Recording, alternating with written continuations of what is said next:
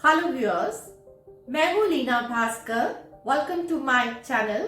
तो आज का जो ये वीडियो है वो साइंस की क्लास 5 के बुक चैप्टर नंबर 9 फ्यूल्स का एक्सप्लेनेशन है। ये चैप्टर मैंने 2 पार्ट्स में यानी 2 वीडियोस में कवर किया है। तो ये है पार्ट 1 और वीडियो नंबर 1। जब हम एक्सरसाइज करते हैं या बहुत तेज भागते हैं या फिर डांस करते हैं या कोई भी ऐसे फिजिकल एक्टिविटी में इन्वॉल्व होते हैं तो हम थोड़ी देर बाद बोलते हैं हम तो बहुत थक गए। थक क्यों गए? मेरी तो एनर्जी खत्म हो गई है। पर ये एनर्जी आती कहाँ से है? मुझे मालूम है आप सब फूड या खाना बोल रहे हैं इसका आंसर, और आप सबको इसका आंसर आता है कि एनर्जी हमें खाने या फूड से मिलती है। तो जो खाना हम खाते हैं हमारी बॉडी में बहुत सारे केमिकल रिएक्शंस होते हैं, बहुत सारे प्रोसेसेस के बाद वो खाना बर्न होकर एनर्जी में कन्वर्ट हो जाता है। तो कोई भी वस्तु या चीज जो बर्न होकर एनर्जी प्रोड्यूस करती है उसे हम बोलते हैं फ्यूल। तो फ्यूल की सिंपल सी डेफिनेशन हुई any substance that produces energy on burning, we call that as fuel. तो खाना हमें एनर्जी देता है, तो क्या हम खाने को फ्यूल बोल सकते हैं? यस, खाना या जो हमारा फूड है वो हमारी बॉडी के लिए फ्यूल का काम करता है। So fuel for our body is our food.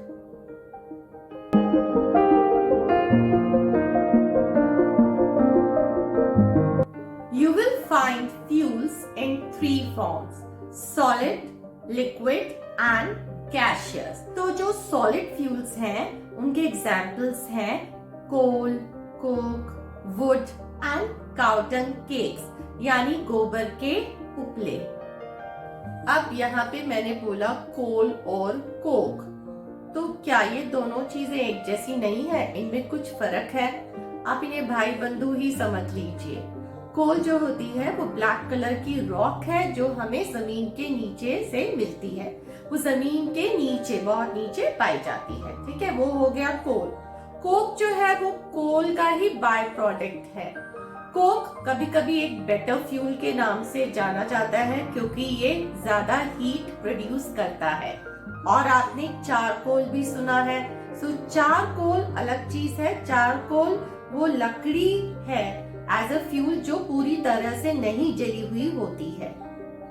आपने रोड साइड पे प्रेस वाले भैया को जरूर देखा होगा जिनकी भारी सी आयरन की प्रेस होती है और उसमें वो कोल या चारकोल डालकर उसे जलाकर और फिर उसकी हीट से कपड़े प्रेस करते हैं। केरोसिन, पेट्रोल और डीजल ये एग्जाम्पल्स हैं लिक्विड फ्यूल्स के। LPG liquefied petroleum gas, CNG compressed natural gas और पीएनजी पाइप्ड नेचुरल गैस, ये सभी एग्जाम्पल्स हैं गैसियस फ्यूल्स के।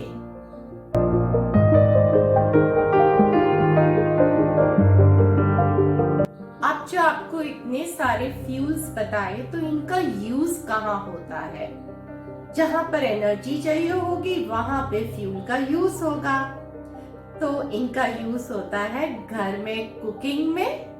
इसके बाद सारे जो ऑटोमोबाइल्स व्हीकल्स आपके जो चलते हैं रोड पे, एयर में, वाटर में, उनको रन करने के लिए और इलेक्ट्रिसिटी जनरेट करने के लिए और भी बहुत सारे यूजेस। अर्ली मैन या आदि मानव ने जब आग का आविष्कार किया तो बहुत समय तक लकड़ी या वुड जो है उसे फ्यूल के रूप में यूज किया जाता था।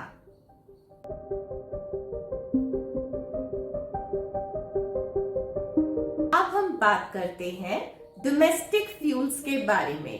डोमेस्टिक फ्यूल्स वो फ्यूल्स होते हैं जो हमारी रोजमर्रा की जिंदगी यानी हमारे घर में इस्तेमाल होते हैं। सो वुड तो आपने देख ही लिया, इसके साथ साथ कोल, और इसके साथ साथ काउटन केक्स, केरोसिन ऑयल, इन सब का यूज हमारी रोजमर्रा की जिंदगी में किचन में किया जाता था। तो ये थे हमारे पहले के डोमेस्टिक फ्यूल्स।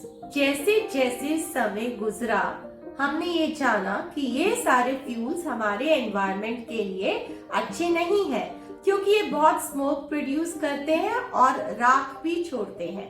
तो धीरे धीरे हमने अपनी किचन्स में एलपीजी का सिलेंडर यानी liquefied petroleum gas, PNG piped natural gas की पाइपलाइंस और बायोगैस जो इंडिया के बहुत सारे रूरल एरियाज में आपको नजर आएगी, धीरे धीरे हमने ये क्लीनर फ्यूल्स को अपनाया। So what is a cleaner fuel? A clean fuel or a cleaner fuel is that fuel that does not produce any smoke on burning and does not leave any ash.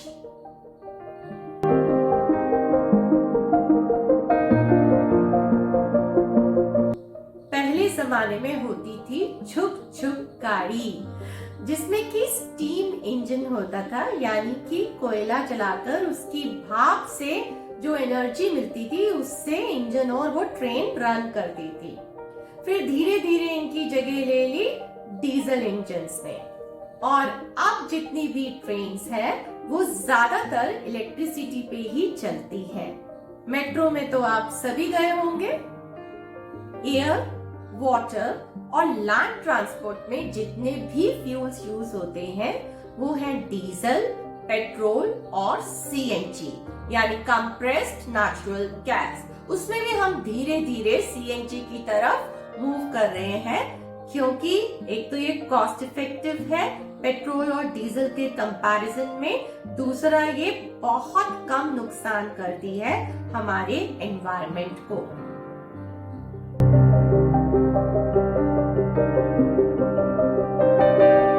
मैंने आपको fuels का use बताया था to generate electricity. सो जो fuels है वो बिजली बनाने के काम भी आते हैं। बहुत सालों से कोयला या कोल जो है उससे पावर हाउसेस इलेक्ट्रिसिटी जनरेट करते थे, पर अब ये एक इको फ्रेंडली मेथड नहीं माना जाता है, क्योंकि इससे बहुत पोल्यूशन होता है। कोयले या कोल को पहले जलाया जाता था और उससे बहुत सारा वाटर, पानी हीट किया जाता था, जिसमें से जो स्टीम निकलती थी उससे टर्बाइन्स जो है वो ऑपरेट करते थे इलेक्ट्रिसिटी जनरेट करने के लिए। अब जो हमारे नए तरीके हैं इलेक्ट्रिसिटी जनरेट करने के, उसमें हम सन यानी सोलर, विंड और वाटर से इलेक्ट्रिसिटी जनरेट करने की कोशिश करते हैं। पार्ट 2 में फॉसिल फ्यूल से एक्सप्लेनेशन शुरू होगा।